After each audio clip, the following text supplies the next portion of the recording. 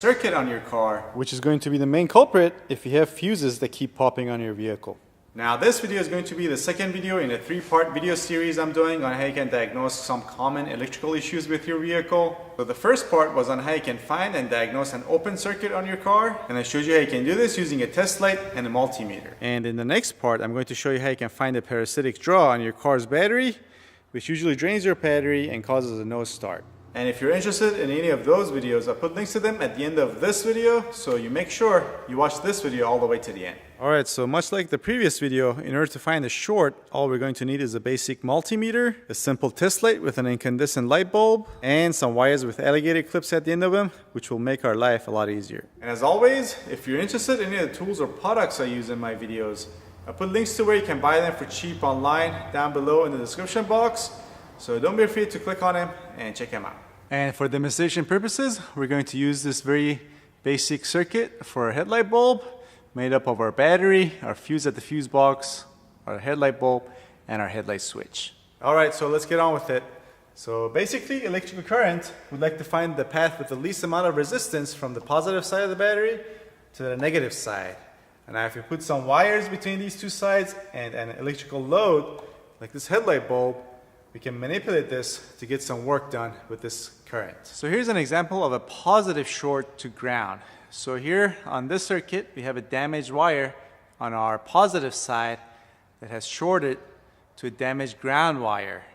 And electrical current, instead of going through this wire to our load, which is our headlight bulb, which has some resistance, it just goes through this ground wire that has no resistance back to our battery. And when this happens, you're basically shorting out the battery. See, without the load to offer resistance to current flow, the battery will put out its maximum amps that it can put out, and a car battery can put out quite a few hundred amps. And when a few hundred amps flow through these tiny wires, they get really hot real quick, and that's how electrical fires start.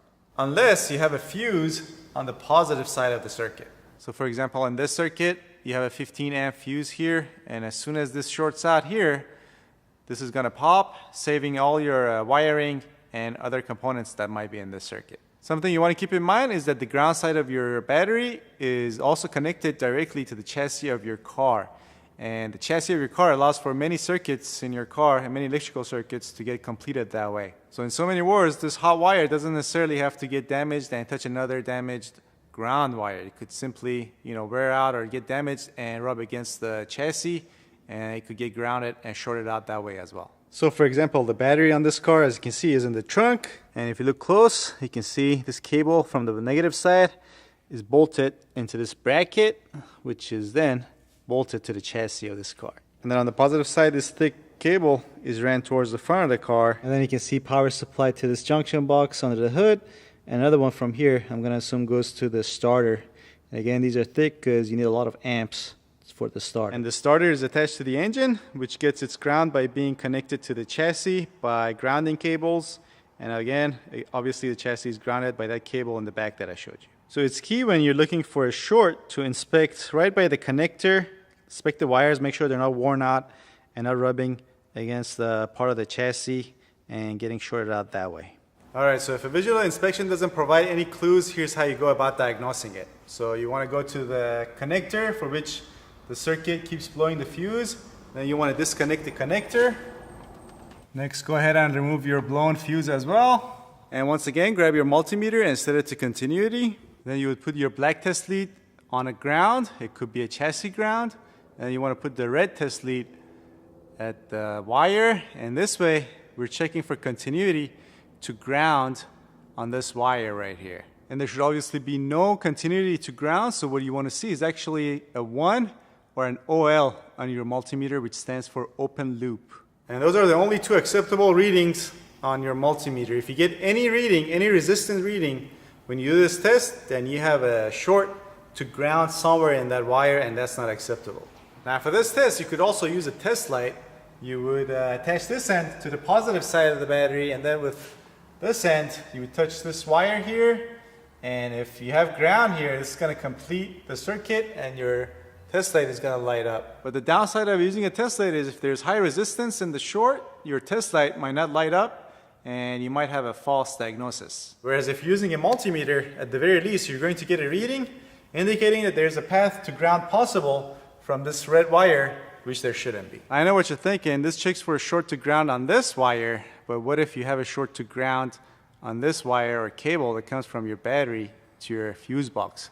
Well, if that happens, you're not going to blow a fuse, but you're not going to have a nice day, because since there's no fuse here, current is just going to get shorted through the circuit, and this cable or wire is probably going to overheat and maybe even catch on fire. But don't be alarmed too much. Automotive manufacturers know this, and they provide sufficient insulation on this cable from the positive side of your battery to your junction box. And again, once current gets to the junction box, it gets split off to different circuits, and each circuit is protected by a fuse, as you can see. Also, by now, I think some of you might have figured out why sometimes, especially if you have a weak battery, your dash lights and headlights go dim whenever you start your car and engage your starter. See, your starter has very low resistance to the flow of current. So whenever you start your car, the current from your battery finds it much easier to go through your starter rather than through the junction box and through all the different light bulbs and sensors that have a much higher rate of resistance to the flow of current. It all makes sense now that I've explained it to you, doesn't it? Alright, so that's how you diagnose a positive short to ground, but obviously it's also possible to have a positive short to positive, although in my limited experience that usually doesn't cause a fuse to blow. And that's because in order for the fuse to blow on a particular circuit, the power side of that circuit would have to come into contact with the power side of a separate circuit that has a very low resistance in that circuit, and that circuit is pulling a lot of amps, like the power wire or the cable that goes to our starter, come into contact with the power or the positive wire for a circuit that only pulls, let's say, 5 amps. If that happens, and when you engage your starter, and if that circuit is activated at the same time, in other words, there's current flow, the current flow in this wire would increase because it would find it easier to go through the starter because there's less resistance in that. And as it increases, that's how it's going to blow the fuse. But this is going to be rare because this cable goes directly to your starter pretty much, and again, it's well insulated. It's not just because of that, because this cable is usually not bundled with any other wires for different circuits and whatnot. And as you can see in this junction box, we have a lot of 10 amp fuses. We get some 15 and 20 amps, and on this side we get some 30 and 40 amps. But even if the power side of the circuit where we have a 10 amp come into contact with the power side where we have the 40 amp fuse, that doesn't necessarily mean that now we're going to have 40 amps flow through this circuit. The amps might go up, but they're not going to go up high enough where it's going to blow this fuse. Therefore, in my experience, this is why it's it's fairly rare where we have a power-to-power short that causes a fuse to blow. However, I do need to clarify that a positive-to-positive short can cause a fuse to blow, and it does happen on many cars if not only there's a short between the two circuits, but on the circuit that has lower resistance to the flow of current, there's also an open. If that happens, then this circuit is going to try to pull all of the current that it needs out of the wiring that's for this circuit that has higher resistance to the flow of current. So more current is going to flow through this wire, through the short, to this circuit, raising the amps and therefore blowing the fuse. And this doesn't have to be between two circuits that have vastly different resistance to the flow of current. So it doesn't have to be a starter circuit with another circuit that's pulling only 5 amps. It could be between a 5 amp circuit and a circuit that's pulling, 25, 30 amps or so. Also, I should mention that it doesn't have to be a complete open, I guess. If you have corrosion that causes a lot of buildup and builds up resistance to the flow of current before the short, then more current will flow through this circuit, through the short, to that circuit, causing the amps to go up and again blowing the fuse. But again, this is a short in conjunction with either an open or a buildup of resistance in this circuit. Now, where a positive to positive short is more likely to give you issues is when a positive wire is shorted to a signal wire from a sensor.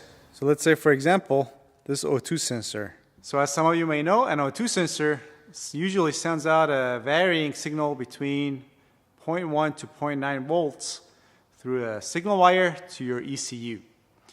Now, if you have a power short to the signal wire, you're simply just going to get 12 volts sent to the ECU.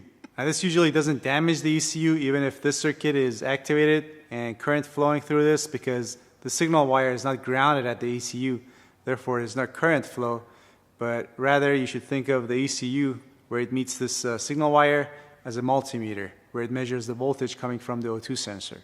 But anyway, before I get too sidetracked, if that happens, you're obviously going to get a false reading and you're going to run into all sorts of performance issue problems with your car. Now, a way you can go about diagnosing this is to basically disconnect the connector at your ECU, grab your test light, connect this end to the negative side of the battery, this end to the signal wire.